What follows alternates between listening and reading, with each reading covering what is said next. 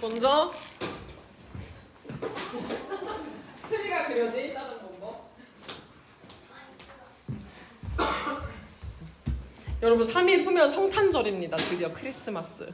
진짜 시간 빠르죠. 그리고 성탄절 하잖아 수요일에. 그리고 일주일 뒤 수요일은 1월 1일입니다. 그리고 4주 후 수요일은 여러분이 수금을 할 수 있는 일요일이란다. 수요일은 설날. 시간이 진짜 빠르죠.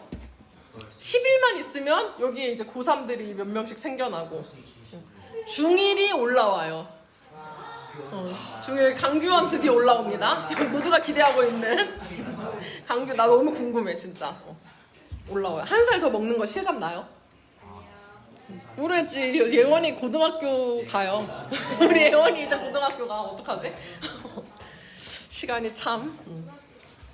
저는 뭔가 이게 한 해가 바뀌고 이러면 특별한 건 없어요. 연말이 되면 막 나이 먹고 이런 거 생각할 거 별로 없고요. 뭔가 내년 계획도 이미 난 11월에 다 끝나요. 그렇기 때문에 12월이라고 해서 뭐 별거 있진 않더라고요. 근데 이맘때쯤 되면 제가 항상 기대하는 마음으로 찾는 게 있어요. 뭐냐면 혹시 내가 좋아하는 그 영화가 재개봉을 할까 안 할까? 이거를 항상 제 기대를 해요. 왜냐면 겨울이면은 가끔씩 이제 재개봉하는 그 뭔가 겨울 느낌이 물씬 나고 눈이 그려진 어떤 상점 장면도 있고 연회장 장면도 있는 그 영화가 있거든요. 그래서 나는 CGV 어플을 제일 먼저 켜요. 12월이 딱 되면. 그래서 나는 RVIP예요. VIP보다 높은 거야. 그냥 자랑하려고 캡처해봤어. 이번에도 그래서 이번에 켜봤어. CGV를 딱 12월이 되고. 근데 그 영화가 재개봉을 해요. 보통 2년에 한 번 정도 재개봉을 하는데 안 나왔죠 아직? 안돼! 맞죠? 괜찮아요. 근데 힌트를 준비했는데 시리즈고 시리즈물이고 4D로 재개봉을 하는 그 영화. 그래서 이번에는 딱 크리스마스 당일에 그게 재개봉을 하더라고. 그래서 4D로 보러 갑니다. 뭐냐면 해리포터예요. 해리포터. 저는 진짜 해리포터 영화를 너무 좋아해. 영국에 있는 마법사들 얘긴데 저게 책은 뭐 더 오래됐고 영화가 처음 개봉한 게 2001년이거든요. 여러분 다 2001년에 안 태어났죠? 최고참이 지금 07년생이잖아. 06인가? 그치 07이잖아요. 그러니까 근데 뭐 알겠니 니네가. 근데 저거 본 친구들 있어요? 대충 알죠? 근데 뭔 얘기인지는. 저기에 그런 단어가 하나 있어. 머글. 머글 알아요? 머글? 머글 뭐예요? 맞아. 마법 못하는 일반인. 뭐야? 저기 서있어. 맞아. 마법 무슨 일반. 우리 머글이에요. 머글. 일반 사람. 그냥 인간. 마법을 부릴 수 없는 우리 모두들. 그냥 인간이 머글입니다. 요즘 그 뭐지? 여러분 혹시 덕질하는 친구들 있으면 거기서도 머글이란 단어를 써요. 알아요? 안 좋아하는 영수 알아요? 그러니까 뭐랄까 찬이 말한 대로 별로 그렇게 예를 들어 세븐틴 팬의 입장에서는 우리가 다 머글이야. 세븐틴에 대해서 아는 게 없고 세븐틴을 열광하지 않고 여기서 머글이 아닌 사람은 단 한 명일 거예요 아마. 그래서 여기 세븐 그 팬의 입장에서 그리고 만약에 뭐 다른 유튜버를 누가 좋아한다? 그럼 그 사람들 입장에서는 그 외부인을 머글 뭐 이런 식으로 표현을 해요. 근데 해리포터 세계관에서 저기 영국 마법사들 이야기라 그랬죠? 영국에서는 마법을 못 쓰면 머글이라고 해요. 근데 미국에서는 그것도 저 페이지에 있나? 내가 기억이 안 나네? 있다. 미국에서는 머글을 뭐라고 표현하면은 노마지라고 표현을 합니다. 노마지. 딱 봐도 뭔가 매직 같죠? 노 매직. 매직을 쓸 줄 모른다. 마법을 할 줄 모르는 사람, 마술을 부릴 수 없는 우리. 그냥 일반인, 인간, 사람. 이 되도 않는 마법사 얘기를 왜 했냐면 이 노마지라는 단어를 이야기하고 싶어서입니다. 성경에 마지가 나와요. 마지. 노마지는 안 나오고 마지가 나옵니다. 그 마지, 마술사겠죠. 노마지가 마술을 못하고 마법을 못하는 우리니까 그 반대로 마지는 마법사들, 마술사들, 요술사들을 의미합니다. 이거를요 한글로 번역하면 동방박사, 박사. 동방은 잘라야지. 한글로 우리가 보는 성경에서는 박사가 이 마지입니다. 마술을 못하는 사람, 요술을 못 부리는 사람. 여러분 동방박사에 대해서 다 들어봤나요? 다 잘 알 겁니다. 큰 별을 따라서 동쪽에서 온 똑똑한 사람들, 천재들, 천재만재 박사들. 세 사람이죠. 베들레헴으로 도착을 합니다. 그래서 누구한테 가요? 예수님 어딨어? 말구유 안에 있는 아기 예수한테 선물을 들고 온 세 사람 천재들이라고 우리가 동방박사를 생각을 해요. 오늘은 이 동방박사들의 이동 과정을 중심으로 예수님의 탄생 이야기를 한번 보려고 합니다. 그 전에 동방박사들을 이끌었던 별, 트리 맨 위에 있는 저 별, 좀 우리는 작아요. 사정이 여의치 않아서 작은 걸 담았는데 원래는 큰 별이에요. 큰 별. 큰 별도 있고 우리가 트리의 장식을 몇 가지 한다 그랬죠? 원래는? 4가지 해요. 근데 이 4가지 포인트 말고도 트리에 중요한 게 2가지가 더 있어. 우리가 거는 건 아니지만 뭐냐? 첫 번째 저 트리 자체예요. 맞죠? 그래서 우리 첫 시간에 생명나무에 대해서 이야기를 했죠. 그리고 다른 하나는 저 꼭대기에 있는 별입니다. 우리가 달진 않지만 트리에 기본적으로 장착을 해놓는 저 별이요. 저 별은 방금 말한 동방박사들이 따라갔던, 동방박사들을 이끌었던 그 별을 상징합니다. 예수의 탄생을 또 저 높은 곳에서 온 하늘에, 온 세계에 알려준 그 별을 상징해서 저렇게 기본으로 장착을 해두는 거예요. 저 높은 하늘에 떠서 밝게 빛나고 어두울 때도 모두의 시선을 잡아 끌어서 가야겠다 하고 따라가게 만드는 그 큰 별. 그리고 오늘 4번째 시간에는 그 별과 뭔가 비슷한 빛이지만 저 별은 아닌 초를 걸 거예요. 이 초는요, 하늘의 별로만 존재하시지 않으시고 어두운 이 땅에 빛으로 오신 예수님을 상징해요. 그래서 4번째 시간에 초를 우리가 겁니다. 모든 죄를 드러내고 죄인을 빛 가운데로 부르시는 예수님을 상징하는 초. 오늘 우리 걸 건데요. 지금까지 나는 한 번도 이거 안 걸었다. 손. 다 나오세요. 얘한테 가면 얘가 줄 거예요. 얘한테 가서.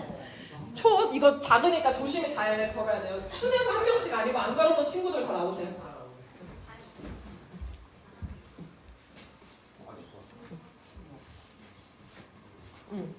불 켜서 잘 얹어보세요. 이거 조금 해가지고 막 파고들 수도 있어. 떨어지면 안 돼. 그럼 우리의 빛이 떨어지는 거야. 고지현 어디가? 진짜 쟤나 여기 나오는 분 줄 알았더니.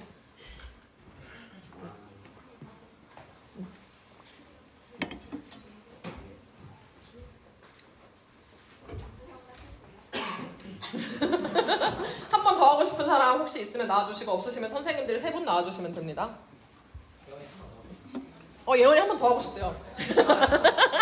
네, 진호쌤 해주세요.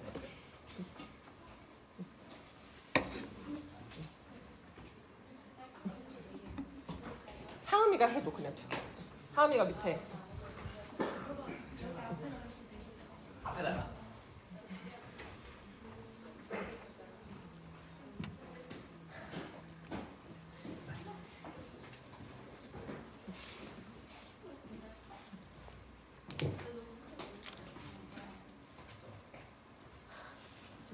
잘 걸었죠. 빛이 원래부터 있어가지고 좀 티가 안 나는데 그래도 어쨌든 잘 걸어줬습니다. 우리 먼저 별에 대해서 얘기를 하려고 해요. 동방박사를 걷게 만들었던, 이끌었던 그 별에 대해서 먼저 이야기를 해보겠습니다. 말씀을 통해 볼게요. 마태복음 2장 1절부터 11절이요. 신약 첫 번째입니다.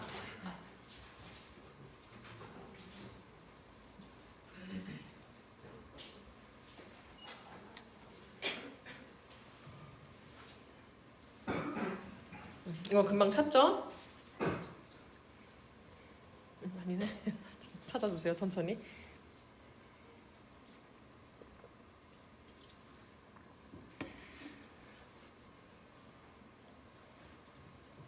네, 교독하겠습니다.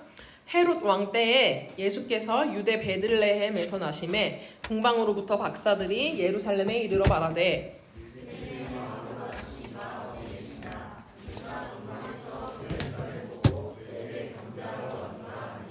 헤롯 왕과 온 예루살렘이 듣고 소동한지라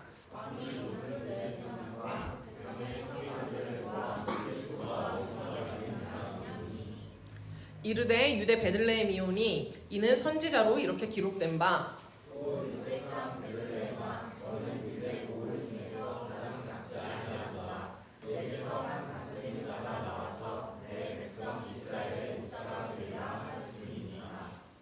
이에 헤롯이 가만히 박사들을 불러 별이 나타난 때를 자세히 묻고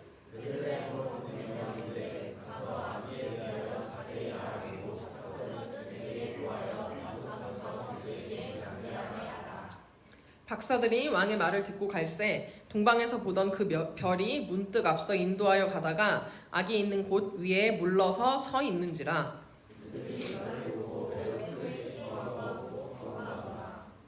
집에 들어가 아기와 그의 어머니 마리아가 함께 있는 것을 보고 엎드려 아기께 경배하고 보배합을 열어 황금과 유향과 몰약을 예물로 드리니라. 아멘. 잘 아는 얘기죠? 어릴 때부터 뭔가 애니메이션, 뭔가 귀여운 만화 이런 걸로 많이 봤을 겁니다. 그런데 우리가 이거를 너무 익숙하고 뭔가 동화처럼 어떤 이야기 형식으로 접하다 보니까 예수님 탄생 장면에 대해서 뭔가 성경과는 조금 다르게, 조금 큰 문제는 없어요. 뭔가 애매하게 다르게 알고 있는 것들이 있습니다. 먼저 여러분들에게 엄청나게 충격적인 내용을 하나 알려줄게요.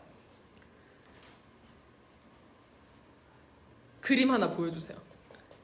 저거 그림 딱 여러분이 상상하는 그 장면이죠. 잠깐만, 선물도 있나 저 그림에? 저 사람들 지금 가려진 손에 선물이 있어요. 있어. 근데 저 그림 얘기 가짜입니다. 다시 어떤 반응을 해야 되는지 스스로 생각해 보세요. 저 그림 가짜입니다. 그렇지, 만족스러워. 만화를 그리신 분께 아주 죄송하지만 저런 그림은 유치부 때 졸업을 해야 돼요. 여러분 이제 중고등학생 정도 됐으니 뭐가 진짜인지 성경을 토대로 한번 같이 살펴보도록 할게요. 뭔가 마치 별똥별이 뚝 떨어져서 여기야, 이 집이야 해서 동방박사가 간 것처럼 그렇게 표현을 하고 있고요. 그래서 3명의 박사가 동쪽으로부터, 이스라엘 기준으로 동쪽에서 출발해서 저렇게 구유 안에 누워있는 아기 예수를 찾아올 수 있었다. 짱이다. 뭐 이런 이야기 성경에서 어떻게 말하고 있는지 보도록 하겠습니다. 눈으로 보면서 잘 들어보세요. 여러분 동쪽에 우리 마태복음 2장 1절부터 11절 그대로 그거 보면서 얘기합니다. 제가 거짓말하는 거 아니에요? 여러분 동쪽에서 박사 몇 명 왔어요? 그러니까 성경을 보라고요. 저 그림은 가짜라고. 그렇죠. 다시 몇 명 왔죠? 몰라요. 3명은 우리가 익숙한 거예요. 왜 3명이라고 생각했을까 사람들이? 그렇지, 그거야. 선물이 3개니까 하나씩 들고 와서 3개겠구나, 3명이겠구나 라고 생각을 한 겁니다. 그래서 기독교 전통적으로 3사람일 거라고 추측해서 저런 성화들이 되게 많아요. 별거 아니지만 놀랍죠? 그리고 하나 더 1절을 다시 한번 읽어볼게요. 헤롯 왕 때 시작.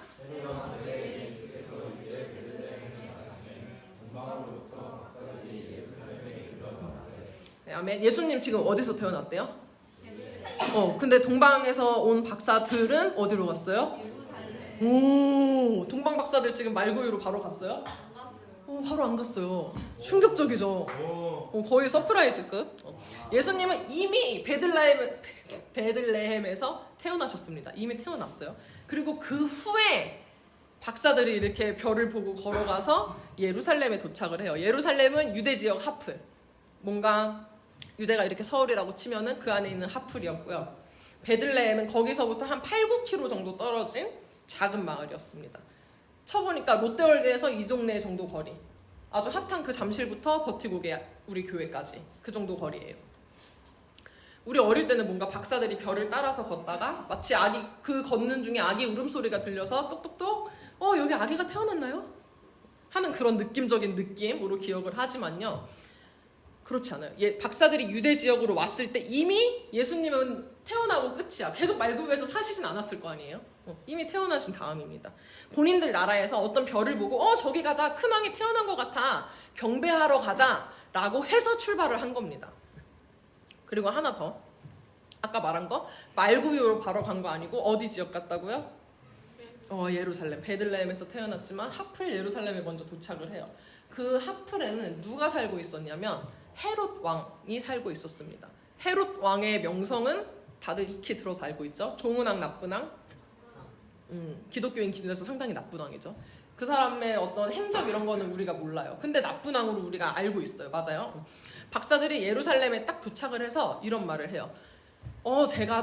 저희들이 동쪽에서 온 사람들인데 동네에서 어떤 별을 보고 와보니까 여기 와 있어요. 저희가 아무래도 이 지역에 큰 일이 발생한 것 같은데 무슨 왕 태어난 거 아니에요? 헤롯 왕님 자식 태어났어요? 아들 태어나셨어요? 그 사람이 진짜 더 큰 왕이 될 것 같아요 라는 이야기를 한 겁니다. 그래서 결론은 그 왕 어딨어요? 저희 가서 경배해야 돼요 라고 이야기를 해요. 그러니까 헤롯 입장에서 헤롯은 왕이야. 자기가 왕이고 아들 태어난 거 없어요. 그러니까 비상에 걸리겠지. 아니 나는 내 자식이 태어난 것도 아니고 나 이렇게 멀쩡히 살아있는데 갑자기 어느 나라 왕이 태어나. 누가 태어나. 내가 왕인데 저 외국 놈들 갑자기 나타나서 무슨 소리 하는 거야? 싶었을 겁니다. 안 그래도 이스라엘 놈들이 맨날 유대인의 왕 찾고 구약 예언에 나타난 메시아 찾고 누구 태어날 거다 뭐다 이런 얘기해서 불안한데 안 되겠다. 이거 무슨 수를 써야 돼. 그 왕 내가 찾아볼 거야 라고 결심을 합니다. 그 구약 예언에 나타난 왕을 찾으려면 헤롯 입장에서, 헤롯은 이방인이에요. 구약 잘 몰라요. 누구를 불러가지고 물어봐야 될까? 누구한테 물어봐야지 이 태어난 왕에 대한 정보를 얻을 수 있겠어? 박사들. 무슨 박사? 율법 박사들. 이 당시 율법 박사들 누구죠? 예수님? 예수님 아닌데 잘못 들은 거야? 너무 당황스럽네. 예수님의 사역을 핍박했던 율법 박사들 기억 안 나요? 바리 그들. 맞아요. 바리새인들 등등등. 여기서는 뭐라고 나오냐면 모든 대제사장 그리고 서기관들. 모든 대제사장이라는 거는 대제사장이 한 명이라고 여러 명이라고? 여러 명이란 얘기예요. 여기서. 아주 잘 포인트를 짚었어요. 모든 대제사장. 한마디로 대제사장들, 서기관들. 영어 성경에는 복수로 나옵니다. 대제사장이. 그거를 다 불러 모아. 헤롯이. 여러분들 지금 유대인의 왕이 태어난다는데 그리고 저 외국 놈들이 와서 여기 진짜 왕이 태어난 것 같다고 하는데 이거 아무래도 유대인의 왕, 여러분들이 그렇게 찾던 구약 성경에 있는 그 왕인 것 같거든요. 구약에 이거 관련된 힌트, 단서, 정보 이런 거 있으면 저 좀 다 주세요 라고 이야기를 합니다. 이런 얘기 있어. 태어나면 어디서 태어난대? 누구의 자식으로 태어난대? 이런 거를 막 온갖 질문을 쏟아부어요. 그리고 그 사람들은 율법에 대해서 완전 박사고 구약 성경에 대해서 모르는 게 없는 사람들이기 때문에 헤롯이 원하는 정보를 다 줍니다. 물어보는 대로 다 대답을 해. 왕이시여 베들레헴에서 태어날 겁니다. 구약 성경에 그렇게 예언이 되어 있어요. 실제 예언이 있어요. 미가서 보면은. 그리고 그 메시아는 다윗의 후손일 겁니다. 다윗 왕 가문에서 이렇게 태어나는 남자일 거고요. 또 다윗이 태어났던 곳인 그 베들레헴에서 태어날 거예요. 라는 거를 헤롯에게 알려줘요. 그러니까 헤롯은 애초에 의도가 누군지 잡아내려는 거기 때문에 이제 베들레헴에 관심을 가질까 안 가질까? 가질 수밖에 없어요. 그러니까 아주 똑똑하면서도 얍삽한 짓을 합니다. 여러분 7절과 8절 다 같이 읽어볼게요. 마태복음 2장 7절 8절 시작!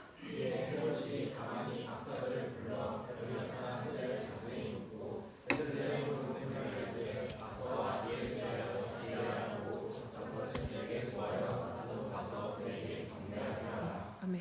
이 정보로 부족해. 이거는 과거 구약에 예언된 거야. 그러니까 이제는 오케이, 과거 구약 율법 박사들 패스, 외국 놈들 와. 외국 박사들 모이세요. 해서 이 사람들한테 물어봐요. 너네 어떤 별을 어떻게 언제 어디서 봤냐, 어느 때냐, 막 이런 걸 엄청 디테일하게 물어봅니다. 그러면서 아까 구약 박사들한테 정보를 얻었죠. 베들레헴이다. 그래서 이들을 베들레헴으로 보내요. 보내면서 약간의 연막을 해. 아기에 대해서 자세히 알아봐 주세요. 저도 가서 그에게 경배해야겠어요. 라고 착한 척하면서 연막을 쳐요. 되게 우호적인 척하면서 정보를 이렇게 캐내서 정보를 또 들어요. 언제 별이 있었고 만족할 만한 대답을 들었겠죠. 그러니까 베들레헴으로 일단 보내서 자기도 경배한다는 가짜 약속을 합니다. 그렇게 해야 이제 알려줄 거 아니야, 자기한테. 죽인다 그러면 안 알려줄 수도 있으니까. 그렇게 헤롯이 작전을 펼친 덕에 동방박사들은 베들레헴이라는 정보를 듣게 되죠, 사실. 이 사람들은 별 보고 예루살렘으로 왔지만 이제 여기서 어디로 가야 할지는 모르는 상태였으니까 물어봤겠지. 여기 왕이 태어난 것 같은데 혹시 아세요? 라고 헤롯에게 물어봐서 헤롯이 이제 그거 가지고 구약 박사들한테 물어보고, 그래서 그 정보를 헤롯이 그 외국 박사들한테 줘가지고 베들레헴으로 갈 수 있었던 겁니다.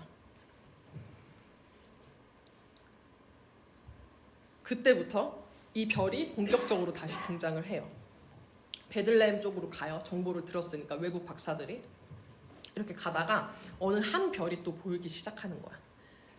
근데 이게 갑자기 이제 어떻게 하냐면 성경에서 문득이라는 단어를 사용해요. 계속 그게 동방부터 인도해줬다 이게 아니라 예루살렘에서 베들레헴으로 출발을 했더니 그때부터 그 빛이 다시 인도를 하는 겁니다. 동방 박사들이 먼저 걸음을 뗐을 때 나 가야겠다 할 때부터 다시 그 별이 나와서 동방 박사들의 길을 인도합니다. 9절 읽어볼게요. 시작. 박사들이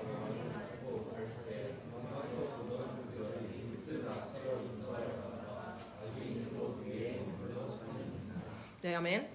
문득 앞서 이렇게 하다가 문득이라는 단어가 보이죠.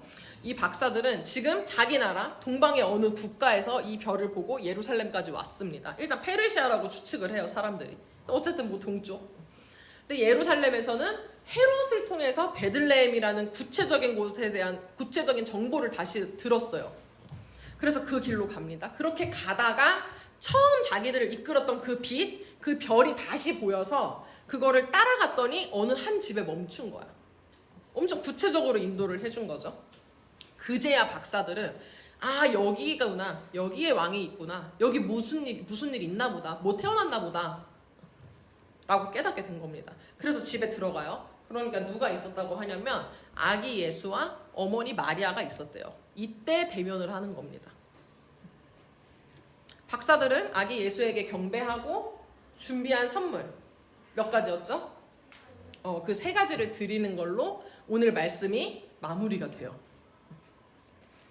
아까 말한 대로 이 성경학자들은 동방박사들의 나라를 페르시아로 추측하는데요. 페르시아라고 쳤을 때 이 예루살렘까지 1200km 정도 된다고 합니다. 진짜 하루 왼종일 발이 부르트도록 걸어도 2달을 넘게 걸어야 하는 거리래요. 그러겠죠? 1200km 가늠도 안 돼. 찾으려다 말았어요. 뭐 의미가 있겠나 싶어가지고 가늠이 안 돼, 우리 머리로는. 1절을 보면 베들레헴에서 먼저 아기 예수가 태어났다고 했어요. 그리고 태어난 후 별을 본, 자기들 나라에서 요상한 별을 본 박사들은 저쪽 가보자. 저기 뭐 큰일 났다. 큰 왕 탄생하는 것 같아. 이렇게 저렇게 연구를 하더니 2달을 걸어서 예루살렘으로 갑니다. 그리고 예루살렘에서 베들레헴도 10km 정도 된다고 했으니까 뭐 단숨에 도착할 거리는 아니겠죠. 뭐 하루든 이틀이든 뭐 더 걸었을 거야. 그러니 이때 예수님 말구유에 계속 계셨을까요? 2달하고도 열흘을 넘게? 전혀 그럴 리가 없죠. 말구유에 누워서 박사들의 경배를 받지 않으셨습니다. 탈구유하셨어. 구유를 벗어났어. 동방박사가 예수님한테 온 시기를 어느 정도로 추측을 하냐면 예수님이 딱 태어난 순간부터 짧으면 2달, 태어나고 안 쉬고 계속 걸어와가지고 안 멈추고 갔다고 쳤을 때 2달, 아니면 길면 2년까지도 기간을 잡아요. 좀 길죠? 2년. 그러니까 저 그림은 잊으세요 이제. 본문 우리가 11절까지 읽었는데 16절을 보면 이렇게 써 있어요. 이에 헤롯이 박사들에게 속은 줄 알고 심히 노하여 사람을 보내어 베들레헴과 그 모든 지경 안에 있는 산의 아이를 박사들에게 자세히 알아본 그때를 기준하여 몇 살부터? 2살부터 그 아래로 다 죽이니 아멘이라고 나옵니다. 2살. 동방박사들이 아까 예수님한테 선물 드리고 경배했다 그랬죠. 그 후에 헤롯의 말대로라면 이 박사들은, 외국인들은 다시 헤롯한테 가서 예수님의 위치를 보고를 했어야 돼요. 맞죠? 처음에 그렇게 이제 얘기를 했잖아. 저기 베들레헴 어디에 왕 있어요. 그 지역이에요. 라고 해야 되는데 그냥 고국으로 가거든요. 그걸 안 하고. 그러니까 한마디로 헤롯 왕의 말을 거역한 겁니다. 그러니까 헤롯이 그걸 뒤늦게 알게 되고 뿔이 나. 화가 나는 동시에 당연히 바로 알았겠죠. 저 베들레헴에서 진짜 태어났구나. 그래서 지금 나한테 안 알려주고 이놈들 튀었다. 라는 걸 알고 화가 잔뜩 납니다. 첫 번째 그것 때문에 화나고, 두 번째 진짜 태어났다는 거에 화가 나. 내가 왕인데? 나 이제 밀려나는 거야? 저 이스라엘 놈들이 그 사람 크면은 내 아들과 나 버리고 걔 왕으로 세울 것 같아. 라는 생각을 해서 모든 아이를 죽이라고 명령을 해요. 그래서 죽인 거예요. 그게 2살까지. 왜? 예전에 박사들이 자기들 나라에서 별을 본 그때로부터 이 시점이 2년이 흘렀거든요. 그래서 2살 밑으로 다 죽이는 거야. 이해가 되나요? 저 그림, 아까 말한 거, 저 유아용 예수 탄생 이야기는 이제 졸업합시다. 졸업. 끝이야. 이제 말 탈구유 시키세요, 예수님을. 박사들이 만난 것도 최대 2년까지 보고 있어요. 성경이 얘기하고 있는 풀스토리도 나름 재밌지 않나요? 재밌죠? 네. 우리 동방 박사들의 이동, 그 행적을 따라서 예수 탄생 장면을 봤는데요. 얘기하고 싶던 건 이거예요. 그렇다면 동방 박사들의 정체는 뭘까? 뭐 하는 사람들이길래 1200km나 떨어진 곳에서 별 하나 봤다고 해서 그걸 굳이 걸어가고 낙타를 타고 이렇게 이동을 할까요? 이동도 이동인데 어떻게 그거를 왕이랑 연결을 지었을까? 근본적으로. 저게 별이 뜬 거랑 그 별이 특별한 거랑 남의 나라의 왕이 태어나는 거랑 무슨 상관인지 이 모든 걸 어떻게 조합할 수 있을까? 그리고 그 모든 엄청 긴 거리를 올 정도의 뭐랄까 재력 그리고 시간적 여유 이런 거 어떻게 있었을까요? 그리고 이방 국가에 가서 왕이랑 이렇게 대화할 수 있을 정도로 그 정도의 지위까지 어떻게 갖고 있을 수 있었을까? 그러니까 정체가 뭘까요? 우리가 지금 미국 가서 막 여기 왕이 태어났어요 이러면 트럼프가 아니라 바이든이 우리를 만나줄까요? 그냥 비자 있는지나 보겠죠. 그냥 공항에서 안 쫓겨나면 다행이야. 안 물어봐요. 심지어 이 사람들 기독교인 아닙니다. 그러니까 유대교인 아니었어요. 이방인들이 무슨 수로 이 예수, 아기 예수를 봤을 때 큰 왕이다. 얘 완전 신생아 2살짜리 미만 꼬맹이지만 이거 왕인데? 이걸 어떻게 깨달았을까? 그리고 헤롯이 작전 짠 거. 와가지고 저기 왕 태어났어요 하면 이 애기가 위험해질 거를 어떻게 알고 그냥 지들 나라로 돌아갔을까? 동방에서 온 박사들, 우리 박사들이라고 하면 우리가 생각하는 건 약간 저런 이미지입니다. 아인슈타인 같은 천재들, 와이즈맨 똑똑한 사람들, 닥터 박사학위 있는 사람들 이라고 생각을 해요. 그런데 여기서 말하는 박사, 와이즈맨 아니고 뭐라고요? 아까 처음에? 마술사들, 요술사들, 마법사들. 그러면 저 사람들 실제로 해리포터 같은 마법사였을까? 오, 들었어요? 혹시 하음에 대답하는 거? 마법 가능해요? 해리포터 같은 마법? 불가능하지 말도 안 되는 얘기죠. 뭐냐면 성경에서 말하는 마지는 점치는 사람을 의미해요. 점성술사. 서양의 약간 고급스러운 느낌으로 하면 타로점 보고 이런 거. 근데 우리 느낌으로 하면 그냥 점쟁이. 그런 느낌. 점치는 사람이야. 별 같은 거 관측해가지고 막 크고 작은 일 예언하고 국가에 재난 벌어질 거 미리 막 왕한테 가가지고 말하면 내가 조심하겠다 해가지고 이렇게 왕도 움직일 수 있는. 신께서 우리 민족에게 노하셨습니다 하면 온 백성을 벌벌 떨게 만드는 그 정도 급의 엄청 높은 점성술사, 점치는 사람들이었습니다. 아마 이때 그 동방의 나라, 우린 페르시아라고 추측을 하죠. 어쨌든 그 나라에서 대두하던 종교의 일장이라고 추정을 해요. 유대교로 치면은 대제사장 같은 급의 높은 사제라고 생각을 합니다. 그래서 그냥 똑똑한 사람들이 아니고요. 우리가 보기엔 미신인 그 종교의 대표자들, 종교의 일장들이었어요. 티벳에서 유명한 승려가 우리나라에 와, 예를 들어서. 그럼 불교가 아닌 사람들도 그 사람을 되게 귀빈 대우해주죠. 본 적 없나? 영화 같은 거에도 나오는데 뉴스도 나오고. 아니면 바티칸 교황이 우리나라에 와요. 우리나라 천주교 아닌 사람들도 그 사람을 되게 극진히 모셔줘. 교황이 왔다간 빵집 하면 거기가 줄을 서요. 교황이 먹은 빵 하면 그것만 품절이 되고. 엄청 이렇게 대우를 해준단 말이야. 그 정도 급의 인물이 아니었을까 싶어요. 저 동방 박사들이. 똑똑한 박사가 아니에요. 그런데 그 마지들, 점치는 사람들, 우리 기독교인들의 시선으로는 하나님을 믿지 않고 우상을 믿는 그냥 미신쟁이들이긴 한데요. 실제로 왕이신 아기 예수를 알아보고 경배하고 헤롯을 보호한 건 이 마지들이었습니다. 당시 아까 헤롯이 소집한 제사장들이나 서기관들이 아니고 이 마지가 예수를 보호하고 경배하는 역할을 했어요. 이게 참 신기하죠. 별이 빛날 때 예수님을 상징하는 그 별이 저 높은 하늘에서 온 땅을 비출 때 그 빛 앞에서 사람들은 세 가지로 반응을 했습니다. 전혀 다른 반응을 한 유형의 사람이 세 유형이 있었다는 이야기예요. 먼저 동방박사들. 이 사람들 이방인들이라고 했죠. 예수님이 태어날 이스라엘로부터 거리적으로도 되게 멀어요. 그러니 문화적으로도 아예 다르고 종교는 유대교는 무슨 그냥 미신 점쟁이들이었어요. 그런데 뭔가 심상치 않은 사인 우리 성경에서 표적이라 그랬죠. 심상치 않은 표적이 저 하늘에 딱 보이니까 이거 알아봐야겠다 하고 움직입니다. 자기들 짐 챙겨서 짐승들 이렇게 타고 갈 거 챙겨가지고 출발해요. 저것 좀 이상해. 나는 저 나라에 대해서 팔레스타인 지역에 대해서 아예 뭐 가본 적도 없고 잘 몰라. 너무 멀어. 이스라엘 정확하게 몰라. 왕이 태어난다고? 헤로당 자식 태어나는 거 아니야? 뭐 이런 생각했을 수 있어요. 근데 일단 가요. 뭔가 이상한 사인이 있을 때. 뭔가 이상한 빛이 번쩍거리고 이상한 사인이 하늘로부터 있으니까 움직여요. 1200km를 움직입니다. 체력적으로도 당연히 고생이겠죠. 뭐 말 타고 이렇게 해도 얼마나 힘들겠어요. 도로가 지금처럼 깔린 것도 아니고. 그리고 자기 재정, 자기 시간 엄청나게 투자합니다. 2달을 넘게 집 밖에서 돌아다니는 건데. 가족들도 두고요. 저게 뭔지도 모르는데 그 빛이 진짠지 가짠지도 모를 그 빛에 자기 인생을 맡겨요. 잘 모르겠는데 일단 맡기고 떠나. 가보자. 저것 좀 사인이야. 너무 이상해. 남달라. 떠나요. 그렇게 했어요. 그렇게 출발했어요. 별을 따라서 그 빛을 따라서 일단 갔더니 그 별빛이 길을 인도해 줍니다. 진정한 왕을 만나는 그때까지 이들의 갈 길을 책임져요. 정확히는 이제 하나님께서 그 빛을 통해서 하신 거겠죠.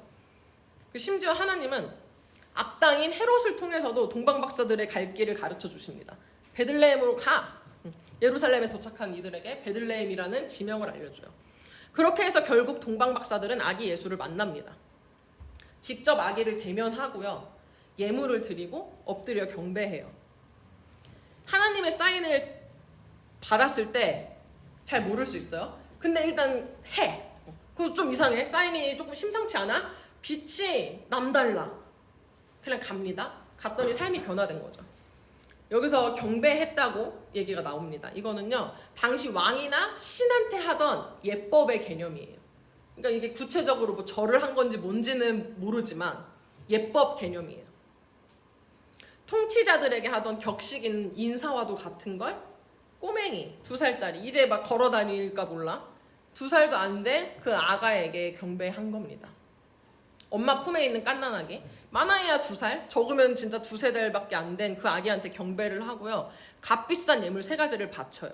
진정한 통치자라는 걸 인정하게 된 거죠. 이 마지들이 원래는 마지 미신쟁이들인데 인정을 하게 된 겁니다. 그리고 하나님께서는 예수께 경배한 그 박사들에게 어떤 꿈을 꾸게 하세요. 신기한 표적, 신기한 사인을 또 주셨다는 거예요. 12절 여러분 읽어보도록 하겠습니다. 시작!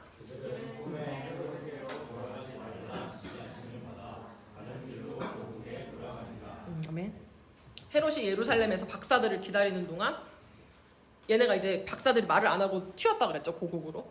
그 시간을 벌어주는 동안 요셉 가족은 요셉, 마리아, 예수님은 다른 지역으로 도망을 가요. 시간을 그만큼 벌어주게 된 거야. 얘네가 튀므로써. 그렇게 이방 미신을 섬기던 동방박사들은 유대인의 왕, 온 땅의 구원자, 왕 대신 예수님을 보호하는 중대한 일을 맡게 돼요. 졸린 사람 나가서 서 있으세요. 더워서 좀 졸릴 수 있어요. 그리고 혹시 저 뒤에 문 좀 열어주실래요? 네, 첫 번째 마지였고요. 2번째 대제사장들과 서기관들. 아까 희원이가 이 모순을 잘 짚어냈어. 대제사장은 한 명인데 왜 모든이냐? 율법의 고수, 이 구약 성경 박사들은요, 예수님 예언에 대해서 잘 알았을까? 긴가민가 했을까? 너무나 잘 알았어. 진짜 말 그대로 박사, 최고수였습니다. 다윗의 자손 중에서, 다윗 가문에서 예수가 태어날 것도 알았고, 예수라는 아기가 베들레헴에서 태어날 것도 알았어요. 그리고 그걸 헤롯 왕에게 헤롯이 왕이 만족할 만큼 설명해 줄 수 있을 정도로 지식이 있었고, 태어난 왕에 대해서 정보를 너무너무 많이 갖고 있던 진짜 척척 박사들이었습니다. 얘네야말로 척척 박사였을 거야. 성경 지식 너무 많아요. 머리로 모르는 거 없어. 최고입니다.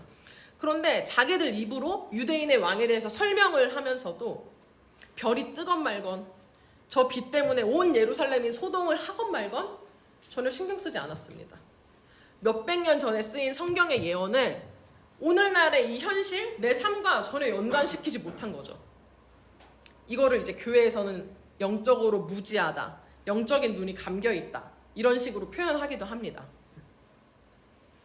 당시 얘네가 어느 정도냐면, 어느 정도로 영적으로 무지했냐면 강조하면서 말했던 거, 대제사장들.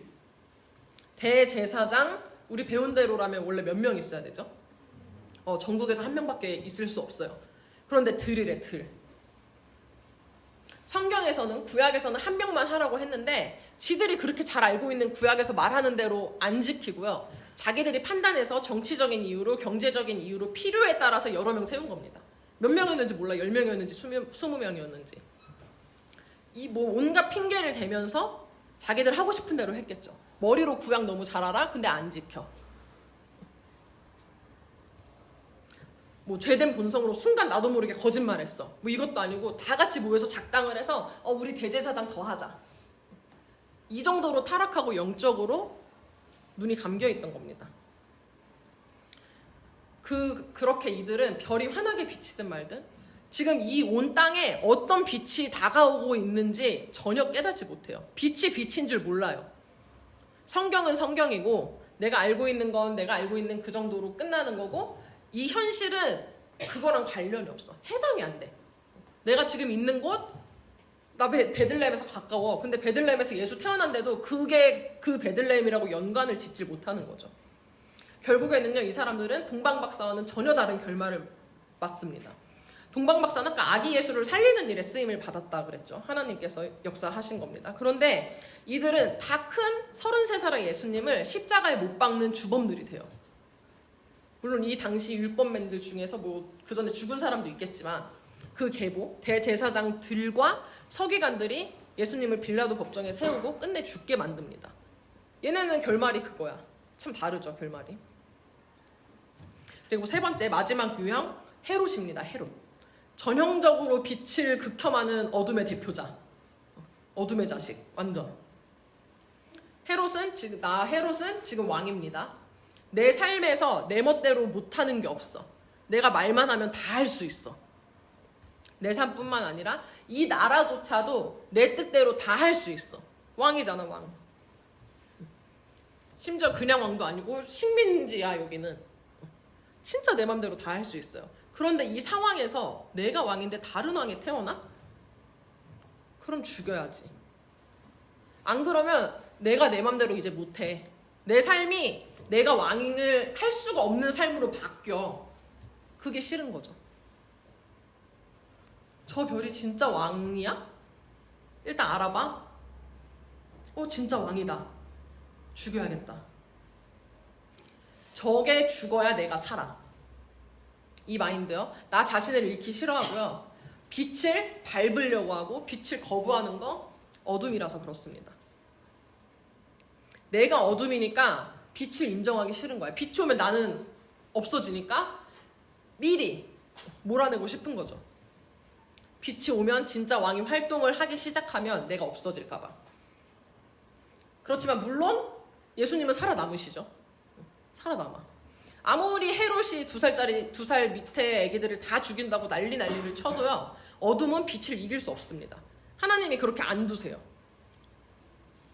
오늘날 우리도 마찬가지예요. 2000년 전 예수님께서 이 땅에 빛으로 오셨어요.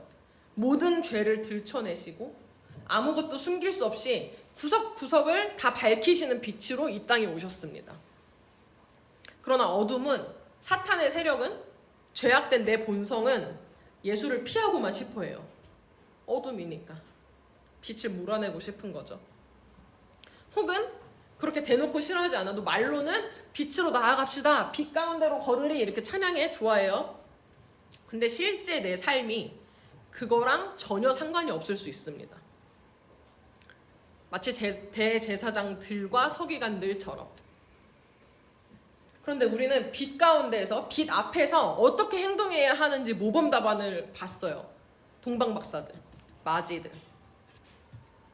무언가 심상치 않은 일, 평범하지 않은 일, 심지어 원래 내 삶의 환경들, 내 자신 자체를 잃어버릴 것처럼 느껴질 만한 어떤 일이 생겼을 때 그거를 우리는 예수가 내 삶을 비춘다고 표현을 합니다. 참 빛이 내 눈앞에 있을 때 그 빛으로 뛰어들어가시길 바랍니다. 그 피하면은 그냥 헤롯이에요, 헤롯.